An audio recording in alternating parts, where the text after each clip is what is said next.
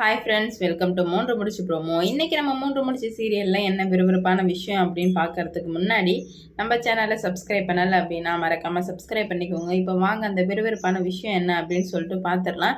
என்னடா இது கைக்கு வந்தது வாய்க்கு எட்டாமல் போயிடுச்சு அப்படின்ற மாதிரி தான் இருந்தது அந்த சிசிடிவி ஃபுட்டேஜில் உள்ளது. அது மிஸ் ஆகிடுச்சு. நம்ம சூர்யா ஆனால் சூர்யாவுக்கு தெரியுது அர்ச்சனா தான் இதெல்லாம் பண்ணியிருப்பா அப்படின்னு சொல்லிட்டு நல்லாவே தெரிய வருது.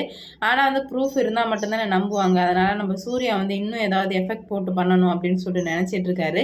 இந்த சமயத்துல தான் மாதவி கிட்ட அர்ச்சனாவுக்கே தெரியாமல் அர்ச்சனா வசமாக மாட்டிக்கிட்டா. அது எப்படி அப்படின்னு சொல்லிட்டு தாங்க இந்த வீடியோவில் பார்க்க போகிறோம்.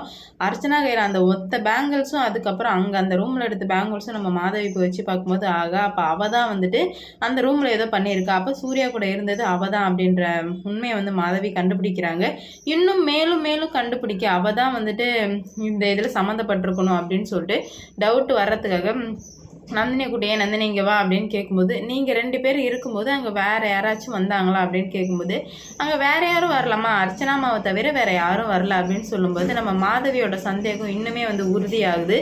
அப்போ நம்ம நினச்ச மாதிரி தான் எல்லாமே நடந்துட்டுருக்கு. அப்போ இவ்வளோ நாள் வீட்டில் நடந்த பிரச்சனைக்கு இது வரைக்கும் வந்த எல்லா பிரச்சனைக்கும் காரணம் அர்ச்சனா தான் அப்படின்ற ஒரு உண்மையை நம்ம மாதவி கண்டுபிடிக்கிறாங்க. கண்டுபிடிச்சதுக்கப்புறம் நந்தினியை போக சொல்லிடுறாங்க. அதுக்கப்புறம் சுரேகா கிட்ட, சுரேகா இது என்னமோ எனக்கு ரொம்பவே தப்பாக தெரியுது, இப்படியே விட்டு வச்சோன்னா கண்டிப்பாக என்ன நடக்கும்னே நமக்கு தெரியாது, நம்ம ஏதாவது ஒன்று பண்ணியே ஆகணும்.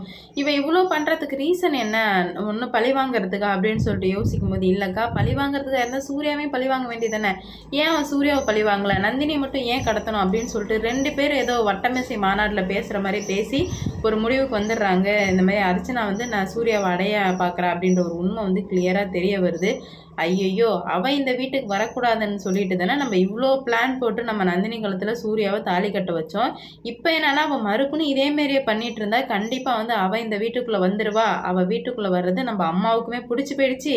கண்டிப்பாக அம்மா நந்தினி அனுப்பிச்சிட்டு அவளை இந்த சூர்யாவுக்கு கல்யாணம் பண்ணி வச்ச வாய்ப்பு இருக்குடி, இதை இப்படியே விட்டுறவே கூடாது.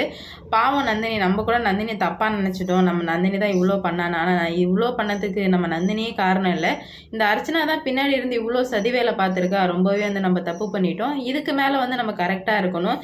என்னானாலும் சரி அர்ச்சனாவையும் அம்மாவையும் ஃபஸ்ட்டு பிரிக்கணும், அர்ச்சனா தான் எல்லாத்துக்கும் காரணம் நிரூபிக்கணும்னு சொல்லிட்டு இப்போ நம்ம சுந்தரவல்லி இதில் தீவிரமாக இறங்க ஆரம்பிச்சிட்டாங்க.